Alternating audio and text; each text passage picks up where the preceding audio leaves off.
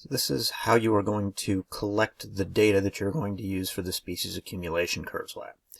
First thing you need to do is open up the website, so autotrader.com. I've already got it open here. You're going to need to go to the D2L page to find out what zip code you've been assigned and what color you have been assigned. So I'm going to use a zip code that we are not going to be using. So I plug in my zip code here and hit search. Alright, so I'm pulling up all of the card data from Franklin Square, New York. Next thing I'm going to do is set this to 25 miles because I have a bunch of different options. I want 25 miles and I am going to unclick the include extended home delivery. So I'm going to get rid of that. Okay, so I've got that set up there. Then I'm going to go down to exterior color, open that up, and I'm going to choose my color. If I don't see the color that I have assigned, I'm going to go to see more colors, and just for fun, I, unlike you, any of you, is going to pick orange. We're going to see what lovely orange cars there are. Hit view results, and here we go. Now, what the instructions tell you to do is to skip that first car. You'll notice this is featured dealer, and as much as I may want to buy a used Rolls-Royce Phantom sedan, it's not orange. I'm only interested in the orange cars. So that means that I'm going to start with that second car on here, and this is where I'm going to start recording my data. You'll notice I also have an Excel sheet open here. So my Excel sheet I've already got set up where I've got my car number.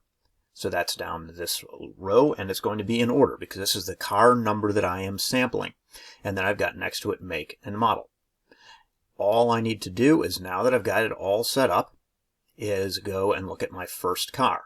My first car here is a Mini Cooper. So my make is Mini, so I enter that there. And the model is a Cooper. Although it's a Mini Cooper 4-door hardtop, I'm not too worried about that part of it. You'll notice that all of the rest of these are substantially easier. Okay, so that's my first car. I'm going to go down to my second car. I have a Ford EcoSport. So I'm just going to put that information in. Ford EcoSport. Okay, I'm going to go down to my next one. I've got a Dodge Charger. You'll notice how this works. It's not particularly complex. And then I'm going to continue on to my next car. So I've got a Chevy Corvette.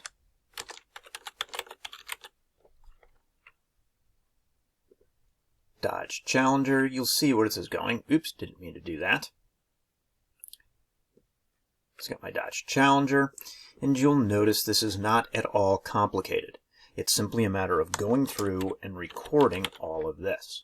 Now, if you do not want to use a spreadsheet to do this, you can copy this all down on paper. But sooner or later, you are going to have to put it into a spreadsheet in order to do the data analysis.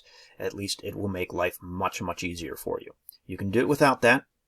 You can do everything that we're doing just on paper, but it gets a little bit more complicated. So this is an easier way of doing it. It is going to take a little bit of time because you have to record all of this information for all of these cars. So that is what you are going to do. Now, the one thing that I do warn you about is when we get down here to the bottom of my list of cars here, I am going to need to go over to page 2. So remember, you are going to be doing 120 cars. We need that many to get a good enough data set. Now when I flip over to page 2, you notice on page 2 I'm starting again with that Rolls-Royce.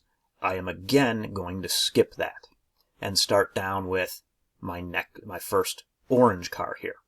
So this one always will be labeled as featured dealer, and here you'll always have your search results showing up, and that's where we're going to start again. Ooh. Anybody want to buy a McLaren Spider? Only $199,000. Okay, so that is how you are going to collect the data.